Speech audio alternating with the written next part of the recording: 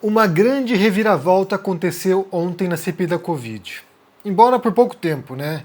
No finalzinho da sessão, o senador Omar Aziz, presidente da comissão, ordenou, deu voz de prisão para o depoente, o Roberto Dias, ex-diretor de logística do Ministério da Saúde. A razão dada seria porque o depoente teria mentido ao longo da sessão, se contradisse ou, na verdade, contradisse evidências. Nesse caso, ele afirmou que o encontro dele com o Dominguete, ou seja, o PM que estava vendendo vacinas para o Ministério da Saúde, ele disse que o encontro que aconteceu com o Dominguete no restaurante em Brasília, no Vasco, no shopping em Brasília, foi por acaso, foi acidentalmente. Ele estava lá com um amigo tomando um chopp, de repente aparece o Coronel Blanco, que era um colega dele do Ministério, um ex-colega também, que tinha sido exonerado antes, um colega do Ministério, junto com o Dominguete. E o que o Omar Aziz apresenta depois são os áudios que estavam no celular do Dominguete falando que haveria o encontro, confirmando que o encontro ocorreria naquela data, então isso feito 2 dias antes do encontro. Então não foi acidental, não foi por acaso que se encontraram naquele restaurante, é acusado pelo Dominguete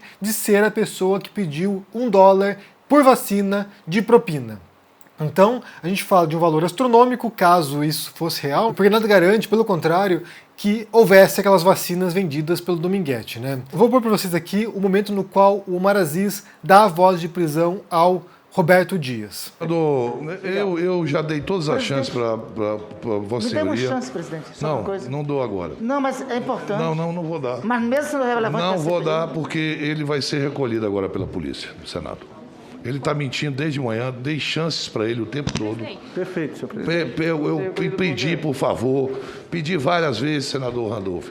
E tem coisas que não dá para admitir. Só uma última questão, presidente. Não, os áudios que nós temos do Dominguete são claros. Eu perguntei para ele. Eu quero pedir para Vossa Excelência colocar os áudios. Perfeito. É isso que eu quero pedir, eu peço a Vossa Excelência. Não. Senhor Roberto Ferreira Dias. Independe agora, porque ele vai sempre arranjar uma desculpa. Tem algum áudio meu? Não. Vossa Excelência, Vossa Senhoria, eu dei todas as chances. Vossa Senhoria não quis dizer na CPI por que foi tirado, por que tentaram tirar o senhor a primeira vez, por que trocaram 2 assessores diretos seus. O senhor sempre se escusando de responder. Aqui o senhor fez um juramento. Então eu estou pedindo, chame a polícia do Senado, e o senhor está detido pela presidência do Senado, pela presidência da CPI. Presidente. Perfeito. Pela ordem, excelência, ele está aqui desde as 10 da manhã, respondendo, veio colaborar com essa CPI, prestando todas as informações que ele tem. Ele está sob compromisso de dizer a verdade. Se ele falta com verdade, ele está em estado flagrancial. A Constituição Federal é clara. Ninguém pode ser preso salvo em flagrante delito ou por ordem judicial. Ele está preso em flagrante delito. Doutora, o meu ouvido, parece que as pessoas, quando sentam ao meu lado direito aqui, as pessoas se esquecem. Eu vi o Coronel Elcio aqui falar um monte de coisas que não são realidade. E morrendo gente todo dia. Você está me entendendo? Há uma acusação séria contra o senhor. O senhor não se limita a dizer, não era da minha secretaria. Mas para que você sentou? Então, várias vezes, eu apelei. Olha, eu lhe disse, você nunca recebeu e-mail de ninguém lhe pedindo para resolver algumas coisas? O senhor disse, não. Senador. Não. Eu lhe perguntei, senador, doutor Roberto Dias, o senhor recebeu um e-mail de alguém? Não. Senador, como é que eu vou me lembrar o e-mail de quem eu recebo quando eu recebo, senador? Senador, pela Qual o ordem. pedido específico? Gostaria de ver esses e-mails. Esses e-mails estão disponíveis? A sessão está encerrada, pessoal. O que acontece foi que ele foi preso, ele passou algumas horas, 5 horas, se não me engano, preso e pagou fiança e foi liberado. Essa é uma outra vantagem também de cometer crime de colarinho branco, Se ele fosse periférico, se ele fosse negro, ele passaria possivelmente meses ou anos na prisão até receber um julgamento. Nesse caso não, nesse caso ele está livre agora e a prisão dele, a voz de prisão para ele, gerou controvérsias, gerou uma divisão mesmo entre os senadores logo após que isso foi anunciado. Porque o que acontece é que ele foi preso ali com base em perjúrio, ele teria mentido para a comissão e, segundo Omar Aziz, isso é um crime. Advogados estão dizendo que isso não é legal, que na verdade não acontece isso, que a prisão foi irregular. E os próprios senadores ficaram divididos, como eu disse, alguns deles, inclusive de oposição ao Bolsonaro, disseram que faltou coerência, porque outras pessoas passaram lá, mentiram, Um deles foi o Pazuello, outro foi o Weingarten, 2 que participaram do governo Bolsonaro e que mentiram na cara dura, mentiram descaradamente. Não tinham vergonha nenhuma de contradizer os fatos. No caso do Weingarten, inclusive, ele falou sobre a entrevista que ele deu para a Veja, negando ter dito que o Ministério da Saúde era incompetente, né, que eles eram incompetentes, o Ministério da Saúde, e depois a Veja, durante a CPI, vai lá e libera o áudio com o Weingarten falando disso, que são incompetentes. Então, outros depoentes, muitos outros, mentiram na CPI e não foram presos. Então, o Omar Aziz foi abrindo precedente, supondo que fosse legal a prisão, né, no caso de perjúrio, supondo que fosse legal a prisão para quem mente na CPI, isso já deveria ter acontecido muito antes. Não com o Roberto Dias, mas com outros que passaram por lá e que mentiram de maneira escancarada, né? Então isso entra numa contradição, isso aqui abre uma brecha aqui, quem será preso, né? Com base em quais mentiras? Parece que o Omar Aziz se encheu, né? Tipo, não, agora já deu, não dá mais para ficar tolerando mentiras desse modo, mas por outro lado é contraditório, realmente não tem uma coerência com base nas mentiras anteriores contadas por outros depoentes. O próprio Alessandro Vieira fala sobre isso, né? A gente tem que pensar na coerência aqui.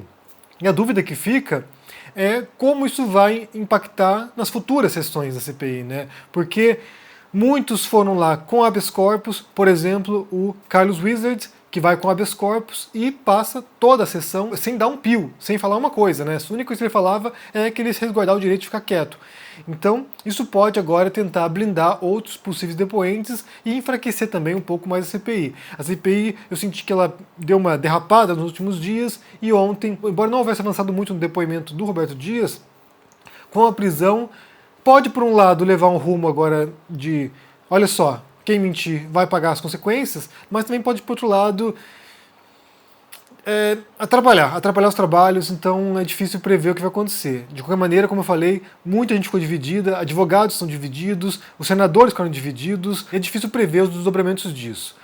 Só um detalhe que eu quero observar aqui com vocês foi que, uma coisa que eu reparei logo no começo do depoimento do Roberto Dias, que ele fez, na introdução dele, um esforço para desmontar tanto o depoimento do Dominguete quanto o depoimento do Luiz Ricardo Miranda, pois os dois disseram coisas parecidas, né, que os esquemas de corrupção no Ministério passavam pelas mãos do Roberto Dias.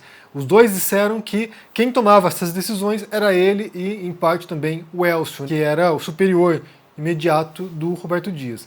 Então ele fez um esforço para tentar desmontar isso e no final o que acontece é um áudio que desmente, né, que mostrando que realmente a conversa passaria por ele e ali tem coisa. O fato é que tem coisa. Eu vou pôr para vocês também aqui no finalzinho desse vídeo um trecho da fala do senador Fabiano Contarato, no qual ele expõe as contradições do depoente ontem do Roberto Dias e também fala dos crimes que ele cometeu. O Contarato é alguém que sempre pede a prisão dos mentirosos lá e finalmente aconteceu. Mas como eu disse, faltou coerência. Isso devia ter acontecido antes, na verdade. Se fosse para prender alguém por causa disso, deveria ter começado com o Pazuello. Mas esperaram bastante para isso e, de certo modo, foi também corroendo um pouco a confiança no poder da CPI de punir quem estiver ali faltando com a verdade. Então fiquei aqui com parte do que o Contarato falou ontem na CPI e me digam o que vocês pensam sobre a prisão ontem, se foi correta ou não, se isso vai ajudar ou atrapalhar os trabalhos da CPI, o que você pensa, deixa aqui embaixo no comentário e a gente se vê por aí. Tchau! Os depoimentos dos funcionários do Ministério da Saúde apontam para um incontestável comando do Ministério Paralelo. Isso, para mim, ficou muito claro aqui na formulação de políticas públicas no combate à pandemia. Ninguém foi responsável por nada. Ninguém. Pazuello disse aqui que não negociou vacinas, o secretário executivo disse que a culpa é dos governadores, a fiscal que autorizou a redução da entrega de doses disse que não era gestora. Hoje, o servidor que marca para tomar um chopp e encontra, por obra do acaso, um ofertante de 400 milhões de vacinas. Veja bem, um policial militar da ativa que sai de Minas Gerais vai se hospedar na frente do shopping em que ele se encontra com o depoente aqui hoje. Tudo por obra do acaso. 400 milhões de doses no restaurante também não é competente para negociar a vacina. Apesar disso, prontamente agendou um encontro do senhor Dominguete no Ministério da Saúde. Quer dizer, mesmo depois desse encontro, teve um agendamento com o Dominguete no Ministério da Saúde. com todo respeito, é um quadro de incompetência e evidente falta de comando. Esse desastroso processo conduziu à morte de 527.016 pessoas, brasileiros e brasileiras, como já foi demonstrado aqui na CPI. Aqui nós temos diversos indícios de que o senhor Roberto Dias era verdadeiramente quem mandava no Ministério da Saúde. Para mim não tem dúvida. O senhor Roberto Dias, o senhor depoente que está aqui, era o senhor que mandava no Ministério da Saúde. Era quem mandava. Apesar disso, no depoimento de hoje, o senhor fez questão de se colocar como a senhora Regina ontem, como mais um burocrata, com pouco ou nenhum poder e sem qualquer informação útil sobre os esquemas sobre investigação. Vamos aos fatos. Porque contra esses fatos não há argumentos, senhor Roberto. O senhor Roberto Dias foi indicado pelo ex-deputado Abelardo Lupion, com quem serviu no governo estadual do Paraná, da esposa do deputado Ricardo Barros, líder do governo até hoje na Câmara dos Deputados. O mesmo deputado que fez a emenda para autorizar a Covaxin. O senhor Roberto Dias permaneceu no Ministério da Saúde durante a gestão de nada mais, nada menos do que 4 ministros da Saúde. Veja a força que o depoente tem, que é quem mandava no Ministério da Saúde. O senhor Roberto Dias foi nomeado para uma diretoria da Anvisa, mas antes de sua sabatina nesse Senado, teve sua indicação retirada pelo presidente. Há notícias de que essa indicação foi retirada por causa de denúncias de irregularidades em contrato no valor de 133 milhões de reais. Mesmo com os indícios de irregularidade, o senhor Roberto Dias foi mantido no cargo. Olha o poder que o senhor Roberto Dias tem. Depois temos notícia de que o ministro Pazuello, atendendo a um pedido do coronel Elcio, tentou demiti-lo, chegando a preparar despacho com a referida exoneração, mas foi barrado pela Casa Civil. Ou seja, nem Pazuello conseguiu retirar o senhor Roberto Dias do cargo. Nem ele. Nem o ministro de estimação do presidente da República, que foi mantido no cargo, apesar de uma gestão desastrosa à frente do Ministério, não conseguiu destituir o senhor Roberto. O deputado Luiz Miranda, da base governista e, portanto, conhecedor do governo, afirmou, aspas, eu acho assim, nada ali acontece se o Roberto não quiser. Tudo o que aconteceu, inclusive a pressão sobre meu irmão, é sob aprovação dele. Sem ele, ninguém faz nada. Isso é uma das únicas certezas que eu tenho. Isso é um deputado da área governista, falando que conhece como que funciona lá dentro.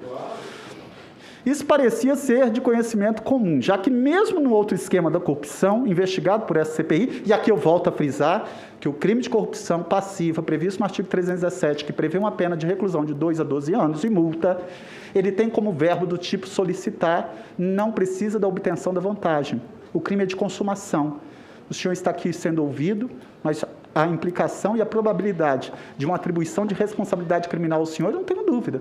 Porque a autoria e materialidade, para mim, é mais do que claro e mais que evidente por diversos crimes. Ontem eu elenquei aqui todos os crimes praticados pelo presidente da República.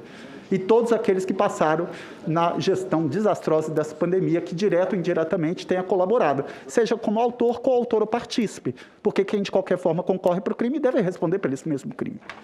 O senhor Guilherme Odilon disse a Dominguete, por mensagem de celular, aspas, a pessoa que tem a caneta é o Roberto Dias. Caso ele tenha interesse, o ministro acata. Quer dizer, quem manda efetivamente é o senhor.